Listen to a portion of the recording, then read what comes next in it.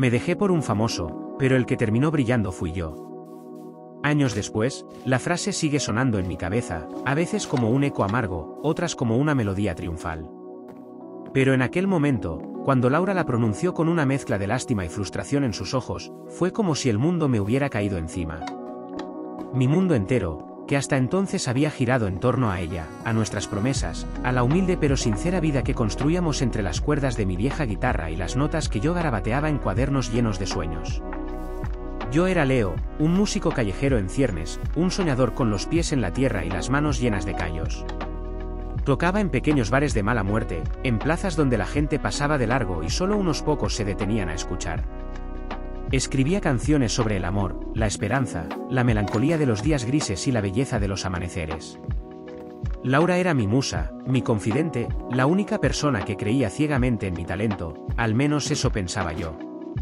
Ella coreaba mis letras, me animaba en las noches de desánimo y me preparaba el café cuando pasaba horas componiendo, siempre con una sonrisa. Pero entonces llegó Zane Nova. Zane no tocaba la guitarra, no escribía canciones. Zane era un pinfluencer. Su fama no radicaba en el arte, sino en la pura y efímera existencia digital. Era guapo, musculoso, con una sonrisa estudiada y un don innegable para la autopromoción. Sus días transcurrían entre sesiones de fotos en playas paradisíacas, lanzamientos de productos de lujo, vídeos donde hablaba de sus viajes y su estilo de vida envidiable. Tenía millones de seguidores, patrocinios millonarios y una legión de admiradores que idolatraban cada uno de sus movimientos. Era el epítome de la modernidad, la gratificación instantánea, el éxito medido en me gusta y clics. Laura lo descubrió una tarde, navegando por Instagram. Al principio, era curiosidad. Luego, admiración. Después, una fascinación que empezó a teñir cada vez más nuestras conversaciones. Mira, Leo, Zane está en Bali otra vez. ¿No sería increíble vivir así? Leo, su nuevo reloj cuesta lo que tú ganas en un año. Mi música, mis sueños, nuestra pequeña vida, empezaron a parecerle insignificantes frente al brillo cegador del universo de Zane. La ruptura fue un golpe bajo, no por la violencia, sino por la frialdad de sus razones. Habíamos quedado en nuestro café favorito, el mismo donde yo le había cantado por primera vez. Sus ojos no buscaban los míos, sino un punto en el horizonte, como si su futuro ya no me incluyera. Lo siento, Leo, dijo, con una voz que apenas reconocía. Te quiero, de verdad que sí. Pero, estoy cansada de esperar. Cansada de la incertidumbre. Tú tienes tanto talento, lo sé, pero, ¿cuándo? ¿Cuándo va a pasar algo? Zane me ofrece una vida ahora. Viajes, experiencias, un futuro que puedo tocar, no solo soñar. Mis manos, acostumbradas a las cuerdas de la guitarra, quedaron vacías sobre la mesa. No pude hablar. Las palabras se me atascaron en la garganta. Un futuro que podía tocar. Mis canciones eran tan reales como sus viajes, mi amor tan tangible como sus relojes caros. Pero mi realidad, en ese momento, era el dolor punzante en el pecho, la visión de mi Laura, la mujer que me inspiraba, eligiendo el brillo superficial de una pantalla sobre la autenticidad silenciosa de mi arte. Él es famoso, añadió, como si eso lo explicara todo, como si la fama fuera la moneda universal de la felicidad. Me dejé por un famoso.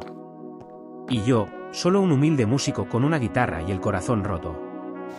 Los meses que siguieron fueron una tortura. La música, mi refugio, se convirtió en mi verdugo. Cada nota que tocaba me recordaba a ella, a nuestros sueños compartidos que ahora me parecían tan frágiles y estúpidos. Me sumergí en una oscuridad de noches sin dormir, de canciones a medio terminar que solo hablaban de pérdida y desilusión. Mis amigos se preocupaban. Mi guitarra, mi fiel compañera, parecía llorar conmigo. Pero en lo más profundo de esa desesperación, algo se encendió. Una furia fría, una obstinada determinación.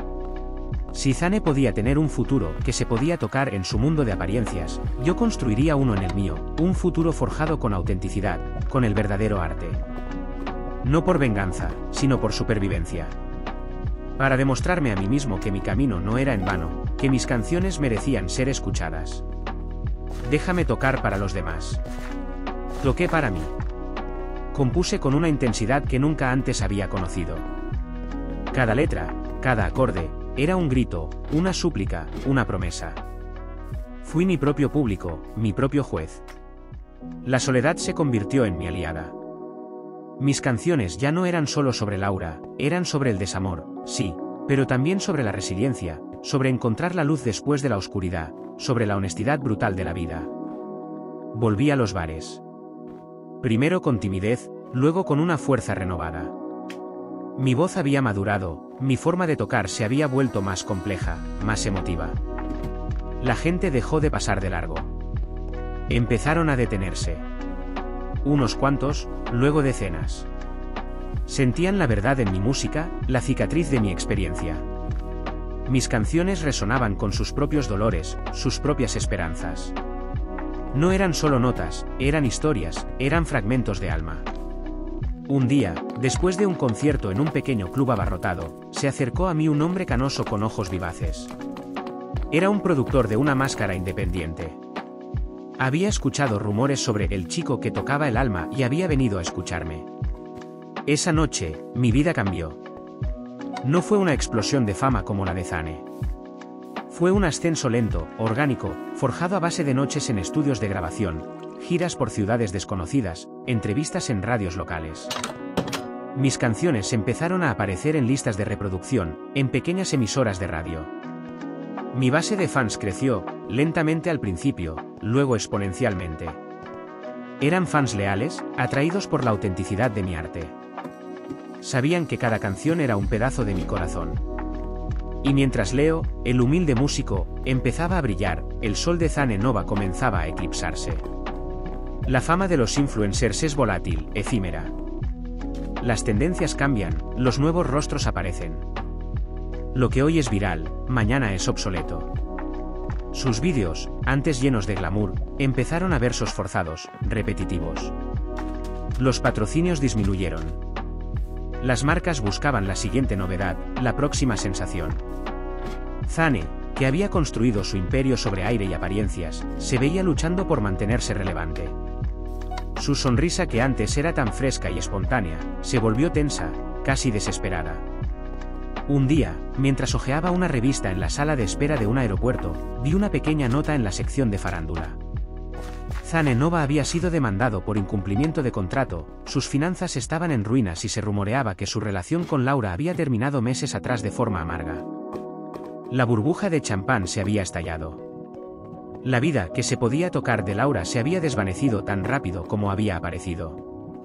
No sentí alegría maliciosa, solo una extraña y profunda tristeza por la futilidad de todo. Y un dejo de gratitud.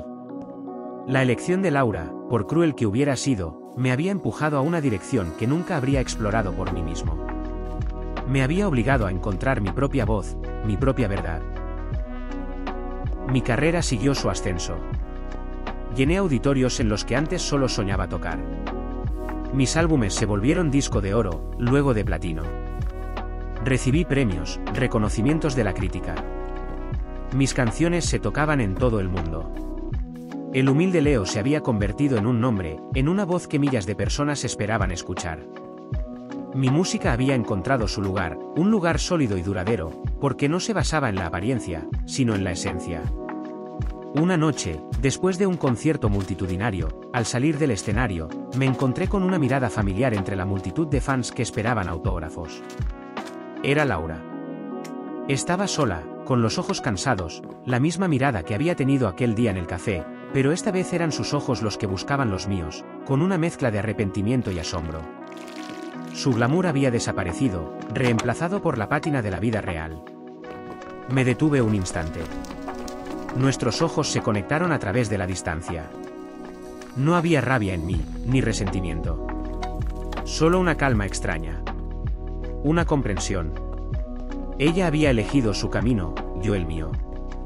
Y en el proceso, ambos habíamos aprendido lecciones invaluables.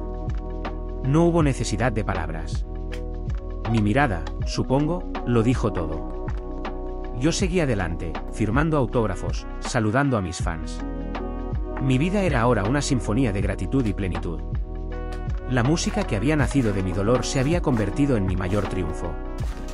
Me dejé por un famoso, pero el que terminó brillando fui yo. Y lo mejor de todo es que mi brillo no estaba alimentado por los flashes de las cámaras ni los algoritmos volátiles de las redes sociales. Estaba alimentado por el arte, por la autenticidad, por la verdad de mi alma. Y eso, lo sé ahora, es un tipo de luz que nunca se apaga.